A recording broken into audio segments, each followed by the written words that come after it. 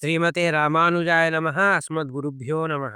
అనిశం భజతామనన్యభాజాం చరణాంభోరుహమాదరేణ పుంసాం వితరన్నియతిం విభూతిమిష్టాం. జయ రామానుజ రంగధామ్ని నిత్యం. దాక్షిణ్యరమ్యా గిరిశస్య మూర్తిః దేవీ సరోజాసన ధర్మపత్ని. వ్యాసాదయోపి వ్యపదేస్య వాచః స్ఫురంతి సర్వే తవ శక్తిలేశైః. నేటి పాసురము: உங்கள் புழைக்கடை தோட்டத்துவாவியுள் செங்கரு நீரு ஆய்நிகிந்து ஆம்பல்வாய் கூம்பினகான் செங்கல் பொடிக்கூரை வெம்பல் தவர்த்தவர் தங்கள் திருக்கோயில் செங்கிடுவான் போதந்தார் எங்களை முன்னம் எழுப்புவான் வாய் பேசும் நங்காய் எழுந்திராய் நானாதாய் நாவுடையாய் செங்கொடு செக்கரமேந்தும் தடக்கையன் பங்கையக் కన్నానై పాడు ఏలోరెంపాబాయ్. గోదాదేవి నేడు 9వ గోపికను నిద్రలేపుతుంది. మిగిలిన గోపికలకు ఎక్కడో జరుగుతున్న విషయములు అంటే పుళ్ళుం చిలుంబినగాన్ పక్షులు శబ్దం చేస్తున్నాయి. కీసుకీసెండ్రెంగుం ఆనయిచ్చాత్తం భరద్వాజ పక్షులు కీచుకీచుకుంటున్నాయి. లేకపోతే గుడిలో శంఖధ్వని వినిపించడం లేదా వీరరవం కేటిలయో. కానీ ఈ గోపిక ఇవన్నీ విని కూడా ఇంకా నిద్రిస్తుంది. అంటే ఈమె పరిసర ప్రాంతంలోని విషయములే చెప్పాలి అని ఉంగల్ పుഴైక్కడై తోటత్తు వావియుల్ చెంగడు నీరు వాయిని కింద ఆంబల్వాయ్ కుంభినగాన్.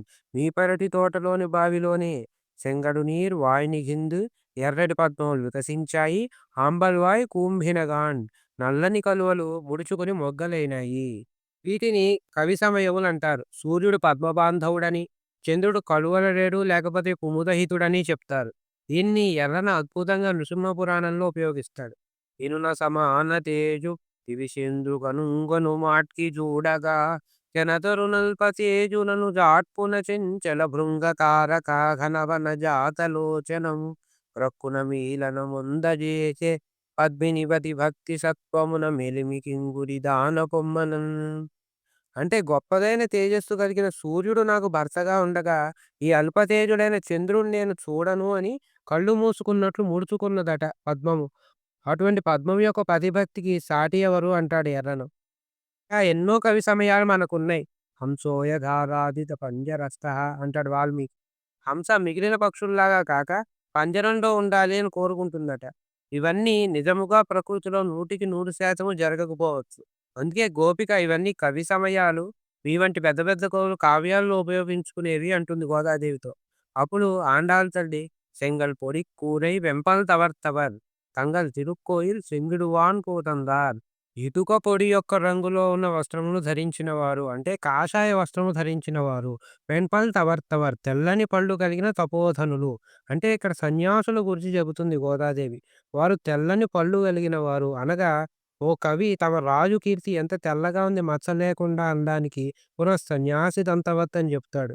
తమ రజస్తమో గుణాలను బయటపెట్టి అంటే కాషాయ వస్త్రాన్ని ధరించి సత్వగుణాన్ని తమలో కలిగిన వారు, తెల్లని దంతములు కలిగిన వారు. వైష్ణవ సంప్రదాయంలో యతులకు మరొక నియమం కూడా ఉంది. తెల్లని దంతములతో పాటు త్రిదండానికి ధరించే తెల్లని జలపవిత్రము, తెల్లని యజ్ఞోపవీతము కూడా సాత్వికతకు చిహ్నంగా ఉంటాయి. తవర్ గొప్ప తపస్సు చేసిన వారు సన్యాసులు. ఏమిటి వారి న్యాసము అంటే వేదాంత దేశకులు న్యాస దశకంలో చెప్తారు. అహం మద్రక్షణ భరః మద్రక్షణ ఫలం తథా. నేను నన్ను రక్షించే భారము, ఆ రక్షించినందుకు వచ్చిన ఫలము అన్నీ కూడా నావి కావు. మరి ఎవరివి అంటే శ్రీపతేహే ఏ వేత్యాత్మానం శ్రీమన్నారాయణునివి అని ఎవరు నిత్యము భావిస్తారో వారే గొప్ప తపస్సు చేసిన వారు. అటువంటి వారు తంగల్ తిరుక్కోయిల్ సెంగిడువాన్ కోతందార్ నిత్య తిరువారాధన చేయుటకు వారి వారి కోవెలలకు వెళ్తున్నారు. అరవపాసనంలో గోపికను లేపేసరికి 4:30 ప్రాంతంలో పుల్లరయిన్ కోయిలిల్ పిళ్ళై వెలిసెంగన్ పేరరవం కేట్టిలయో అంటుంది. ఇప్పుడు చెప్పబడిన ఆ తపోధనులే అప్పుడు గరుత్మంతుని కోవెల్లో విశ్వరూప సేవలో భాగంగా శంఖధ్వని చేశారు. ఇప్పుడు అక్కడ చేయవలసిన కార్యక్రమాలన్నీ ముగించుకుని అంటే 6 గంటల ప్రాంతంలో వారి వారి తిరువారాధన చేసుకోవడానికి వెళ్తున్నారు. ఎంగళై మున్నం ఎడుప్పువాం వాయపేసుం. నీవే మాకు చెప్పావు కదా ఏ విధంగా లేవాలి, ఏమి చేయాలి అని. కానీ నీవే శయనిస్తున్నావే నానాదాయ్, సిగ్గు రావడం లేదా నీకు అంటుంది గోదాదేవి. అంటే తన తప్పు ఎత్తి చూపేసరికి ఆ గోపికి కొంచెం బెరుకు వచ్చిందట. భాగవతులను నొప్పించడం కాదు కదా గోదాదేవి యొక్క భావన.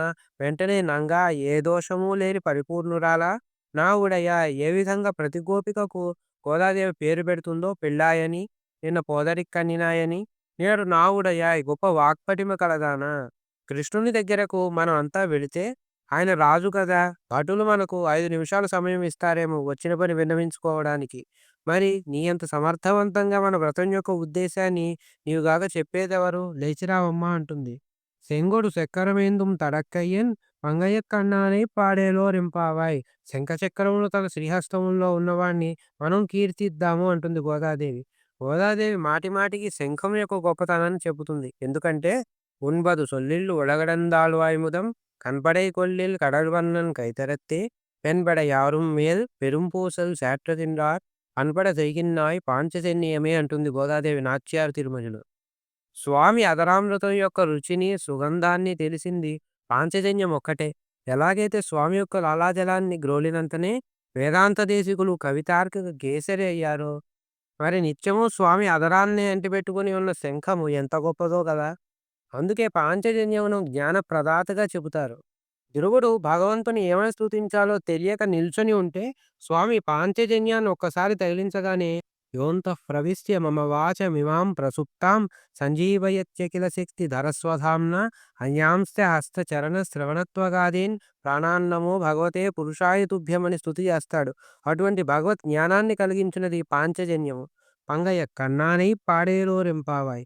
పద్మము వంటి కళ్ళు కలిగిన వాణ్ణి, కప్యాసం పుండరీకమేవ అక్షిని అని చాందోగ్యం చెప్పినట్లు పరమాత్మకే ఉండే లక్షణం అది. కమలాక్షు నర్చించు కరములు కరములు అంటారు కదా! అటువంటి పరమాత్మను కీర్తిద్దాము అని ఆ గోపికను కూడా గోదాదేవి తమ గోష్ఠిలో చేర్చుకుంది. అటువంటి గోదాదేవికి నమస్కరిస్తూ మాదృశా కించనత్రాన బద్ధ కంకణ పాణయ్యే విష్ణు చిత్త తనూజాయే గోదాయే నిత్యమంగళం ఆండాళ్ దివ్య తిరువడిகளே శరణం.